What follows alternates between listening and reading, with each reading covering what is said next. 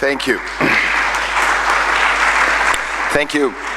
Really, thank you so much, Professor Pedro Romano Martinez and both Professors Menenes Cordeiro. I'm really happy and honored to be here to speak in your conference. I'm really sad that I cannot use your wonderful language that is really a patrimony of the mankind. Italian is, as you know, something close, but unfortunately I think that it won't be possible. So I will speak in English.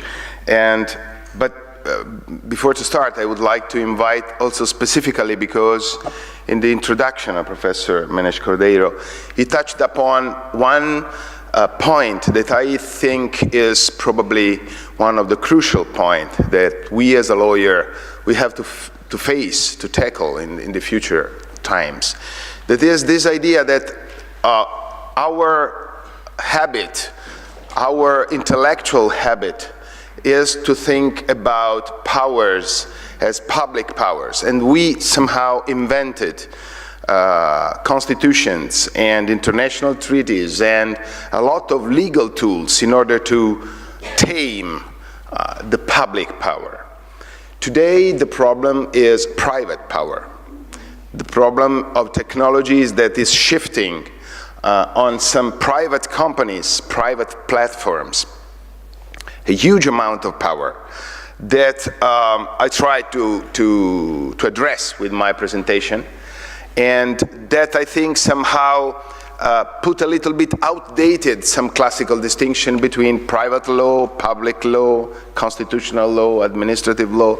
We need to have forum of discussions as this, in which the different souls of law, of legal studies, they have to discuss together in order to understand really the phenomenon we are touching upon. That is something totally private on one hand, but totally linked to our perception of freedom, so the most public value we have. So my presentation is one year after the entry into force of GDPR, difficulties of implementation, and I will focus on one article specifically, that is Article 22. Before to start, very quickly some definitions. The origin of all our situation today is what we called, or we used to call Internet of Things. That is the fact that today a lot of ordinary things that we use commonly, the most used probably is your smartphone that you have now. I see someone that is making a picture with it. They are interconnected by internet, so they are data producer devices. The sources of data are increased in an exponential way. Here you have some of the most used sources of data from social networks, from traditional business system, and Internet of Things, that is machine-generated data from your credit card to your GPS, to your telephone, to whatever. So all those things, they produce data.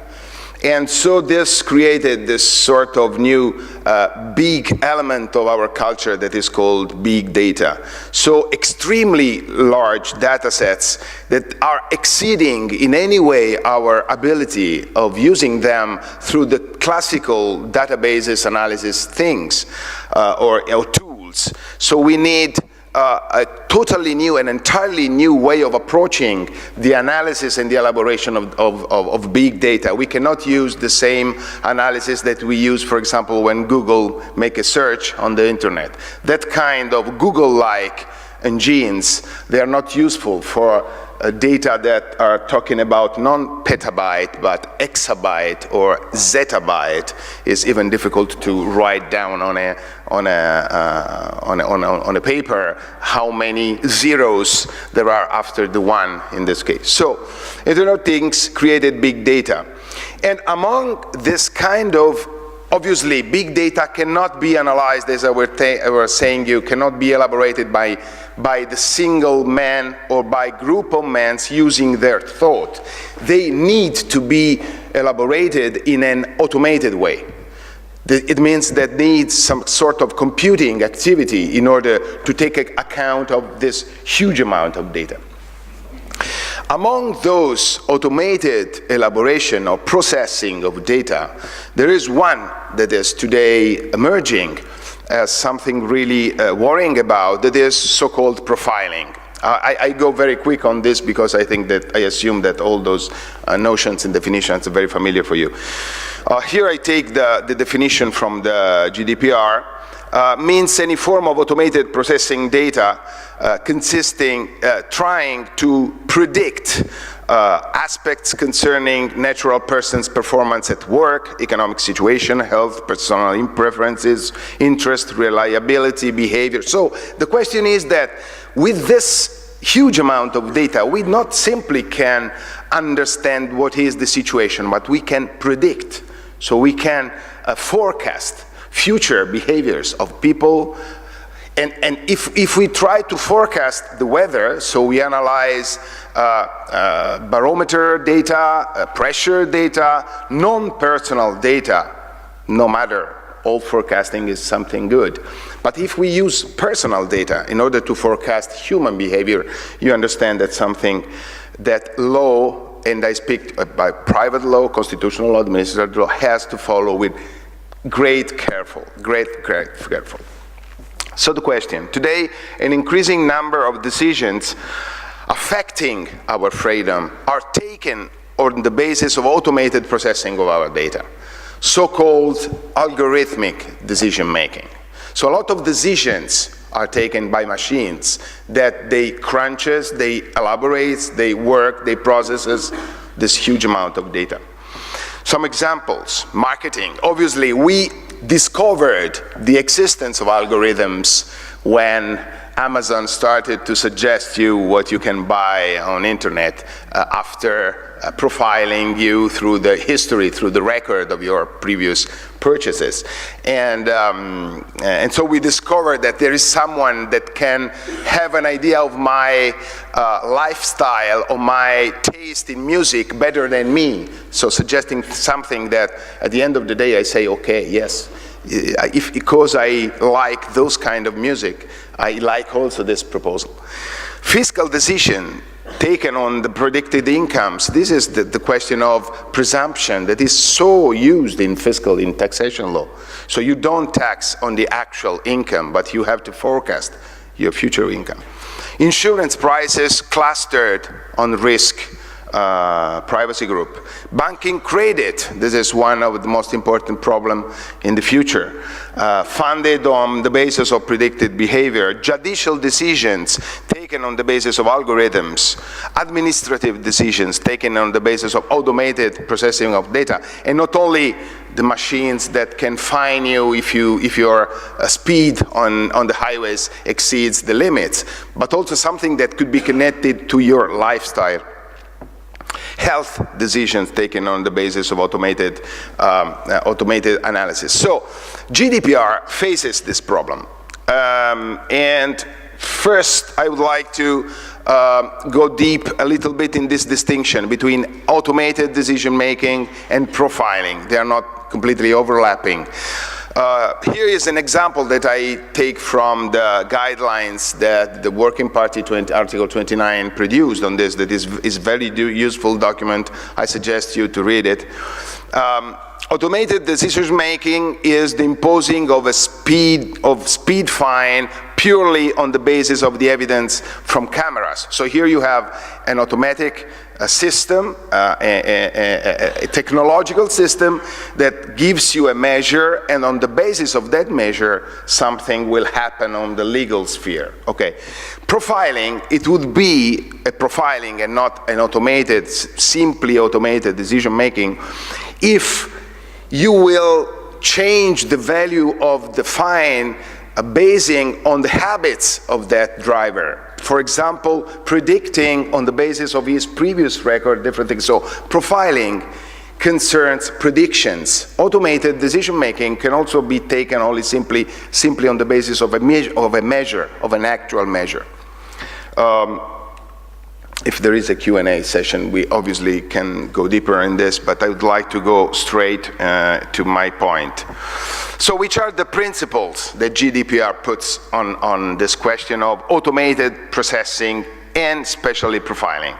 There are the general protection principles, so Article 5 and 6 about lawful basis for data processing, something that you know very well.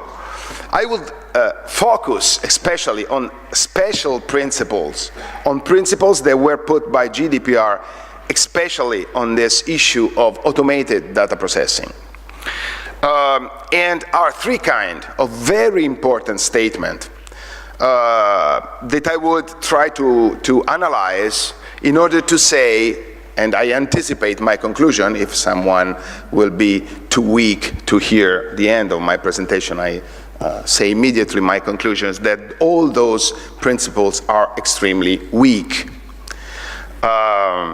So the first one is the right to information and access. The second, the right to objection. The third, the most important, Article 22, the right not be subjected to automated decision-making, taken solely, as we will see, on automation. But we go through. The Article 13, where personal data are collected from the data subject, the controller shall provide the data subject with information about the existence of automated decision-making, including profiling. So the first is the right of information. Everyone whose data are automatically processed and eventually they can also used on profiling, they have to know from the data controller that there is the existence of this system.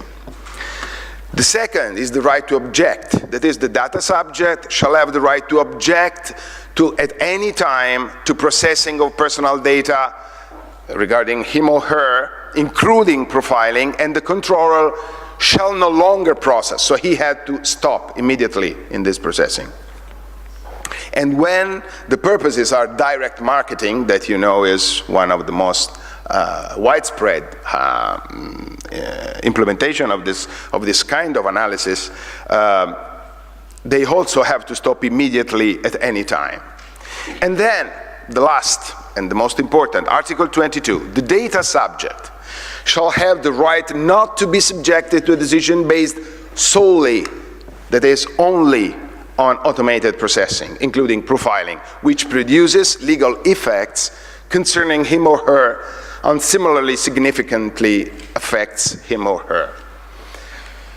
Summarizing, I think that in this moment within the European law and Euronational law, because you know that the GDPR is a regulation, so it's immediately affecting our systems, even if some part of it they require obviously some sort of enforcement, I think that we can summarize the situation around those two great rights, great principles.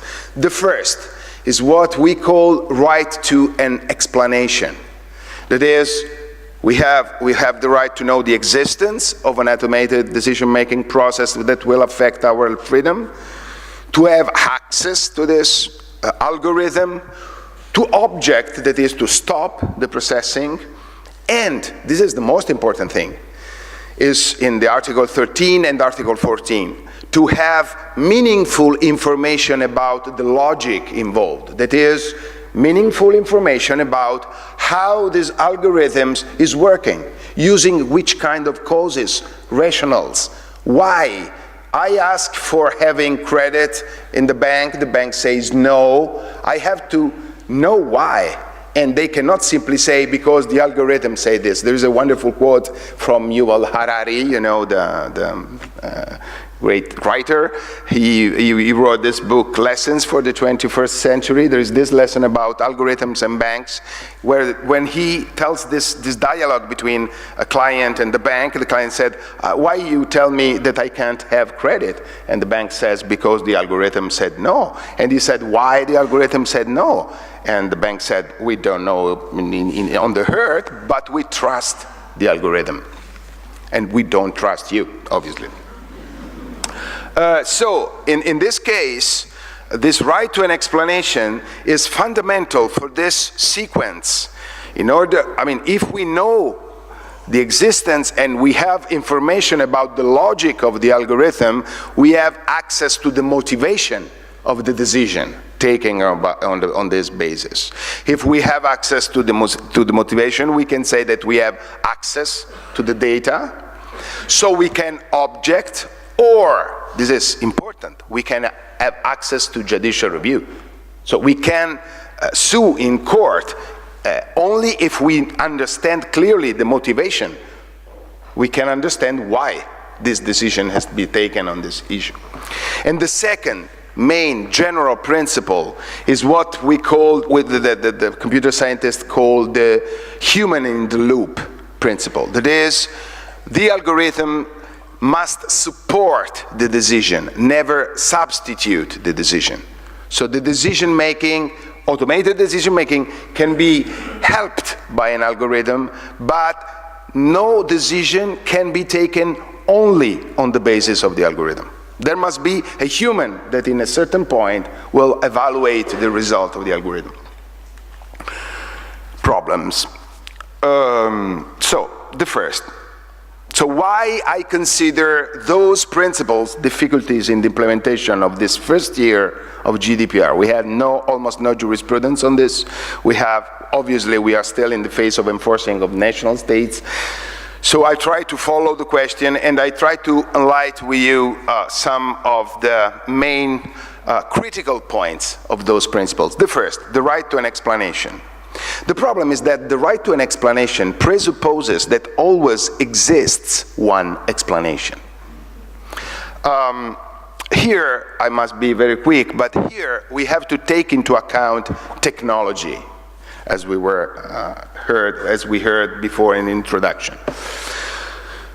From 90s on of this century, of the previous century, there had been a tremendous paradigm shift in AI, that is in artificial intelligence, moving from a deductive AI, that is a deterministic AI, that is the software, the algorithms is nothing more than to put in practice some predetermined basis that the programmer writes down, but at huge speed. But everything is already there in the presumptions. And the algorithms, they are simply super quick in doing this.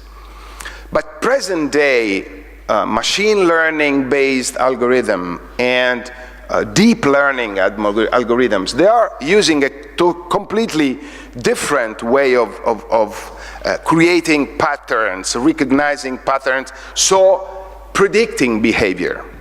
Here is the problem of the substitution of the principle of correlation with the principle of causation. It's totally different to say that event A causes event B, and to say that there is a correlation of 93% between the event A and the event B.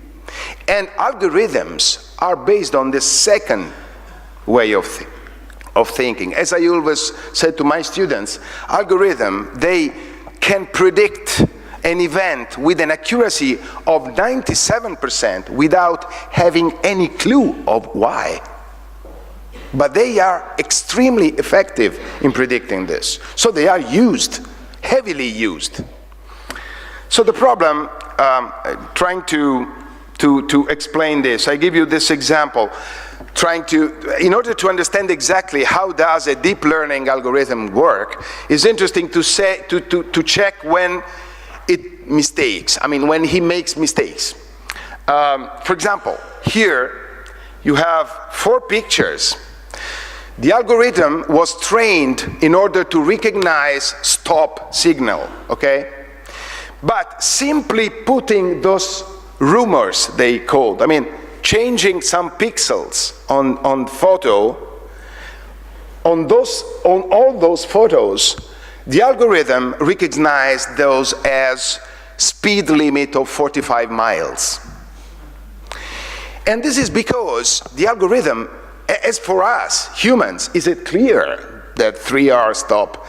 Because we have a way of thinking that is not based on a correlation way, but on a causation. We have the idea of what a stop signal is, so we can recognize this in the reality. While the algorithm, they create patterns having submitted thousands and thousands, billions of photos of stop signal. So they elaborate their own way of recognizing what a stop signal is. And if you change something, this other example perhaps is even more funny. Here, the algorithm, with an accuracy of around 60%, recognizes that it's a panda. If we add that rumor to the photo, it recognizes this as 93% as a gibbon, monkey. Okay? So, the question is, algorithms of this new generation, usually they don't even use a logic, human-like logic. So how can we have relevant information about the logic utilized if those algorithms are built in this way? This is my first problem. My second problem, the human in the loop. That is, algorithm must not substitute. First point, why I think that is so weak. So it's clear, no one can be submitted to a decision that is taken only by an automatic decision system, okay? And is formulated, is worded as a very broad and solemn principle. But first point, we see to the exceptions. If you see paragraph 2 of Article 22, these are the exceptions. Paragraph 1 shall not apply if the automated decision-making is necessary for entering or performance of a contract. So if you have a contract, and is provided by the contract, as, for example, your terms of condition with Google, with Facebook, with whatever, as soon as you agree on terms of conditions, you allow them to use this. So only with contract, that is clearly a private law approach, you give up 80% of those decisions. Second, if it is authorized by union member state law, and this is also very frequent, but the most important for me is the third exception, if it's based on the consent. And consent is one of the fictional, is one of the myths of our contemporary law. Is in healthcare, as in technology, this idea that if we give our consent, everything is possible. But it's clear that in asymmetric situation, as you in front of Google or Gmail or YouTube or Facebook as a kid, it's totally a fiction, a mythology to say, that, okay, I gave my consent. So in those cases, you can take a decision totally made by an algorithm. So first point, exceptions are more than the rule. Second, and this is probably more interesting, the practical force of algorithms. This is a general point. I think that technology will capture the decisions because of its practical force, not theoretical force. Theoretically, no one would say that the algorithm that predicts the thing is also able to understand the cause of the event. But we rely practically. Some reasons, the nudging, you know, the nudge, the subtle push, the gentle push, the Thaler and Sustin idea. There is the nudging force, so the pushing for the orienting force of the default option. When you have to choose something, you have a default option, and you can do something different, but you have to motivate, to put a motivation, you have to explain why. What do you choose? The default option. It exempts you of the burden of motivation. This is the reason why, this is I think the most worrying problem. I followed a lot the use of algorithms in criminal law in the United States. You probably know the Compass case. So where they use algorithms in order to forecast the social risk of a person. The problem is that if you use the algorithm, you have to write no motivation. You have a motivation predefined on which you can rely. And even if you are a nice guy, a perfect good person, a great judge, but you have a caseload of 2,000 cases that you have to decide, and you have a machine that tells you the solution, what do? You say, no, okay, this is the machine, but I want to understand exactly all the logic and to add my motivation. it's easy to think that they will win. It exempts from liability. Yesterday we were discussing about healthcare.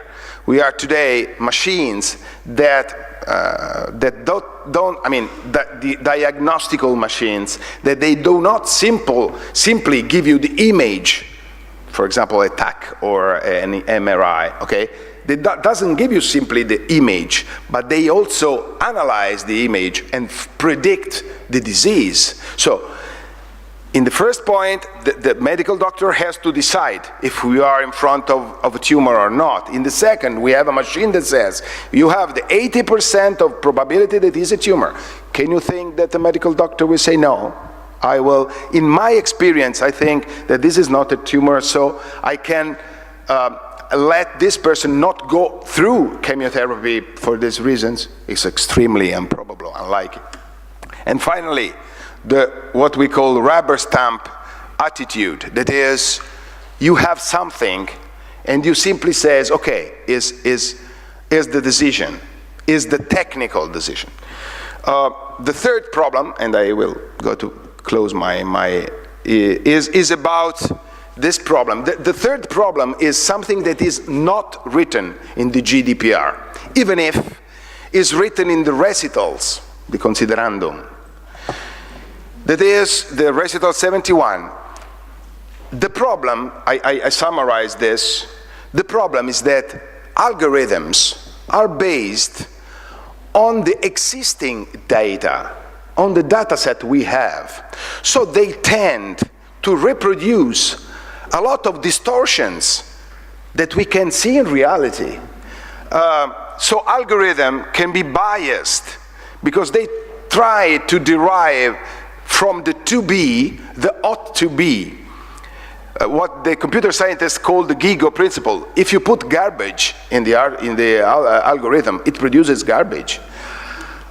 So it opened the light on the quality of data sets. This is the great case, Compass case, I was mentioning. That is the use of algorithms in criminal case in the United States. So in the United States, they use computer program in order to assess the recidiveness of a person.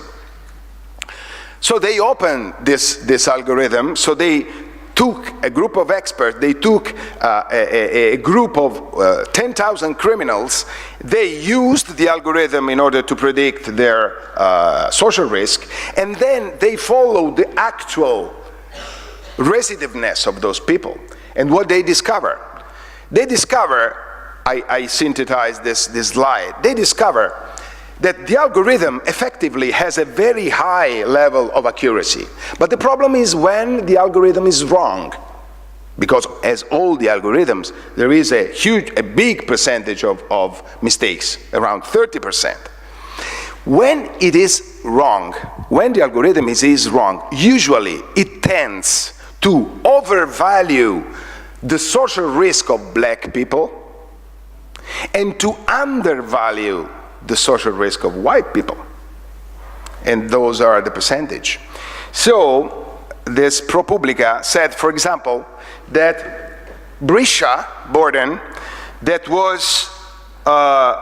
was taken because she took a kid's bike, okay? She was classified risk 8. And Vernon Prater, that simply the photos shows that is not exactly the person you would like to have a pizza with. He is level 3, okay? He immediately re-offended in the 2 years, while Brisha went to Harvard, okay? Or Bernard Parker, 10. Dylan Fugit, I have no discrimination against white men, but you can see here. He was assessed 3.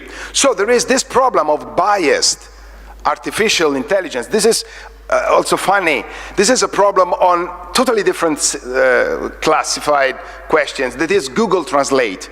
You know that Google Translate is made by deep learning algorithms. So that you doesn't explain the grammar of Turkish and then Google Translate translates. No, simply you put inside tons and tons of Turkish English books, and so he make the translation by the recurrence. So the question is that you can see, if you put Doctor in algorithm, in Google, he translate, he is a doctor, while if you put Hemisire, she is a nurse. So tends to classify doctors as male and nurses as women. So feminist organization immediately protested against Google in the United States, and they had to change. Why? Because it's based on the bias, on a factual bias, that a lot of doctors are male in Turkey and a lot of nurses are women. So taking this, the algorithm is not good or bad, simply make a photo of the reality. Conclusions, after 1 year of GDPR, I think that GDPR sets a core of fundamental principles that are very important and that are distinctive of our European model, as different, for example, of US, China, Russia, Far West approach.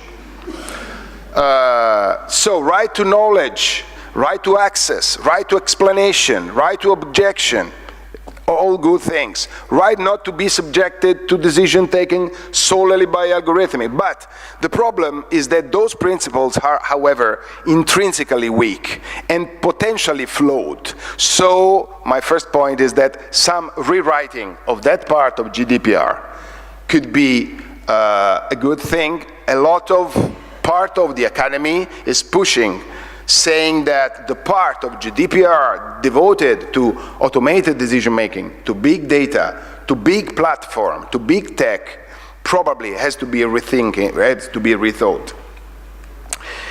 It will be decisive, the implementation enforcement performed by the national independent authorities and the European Charter of Fundamental Rights on the basis of that, of the ECJ.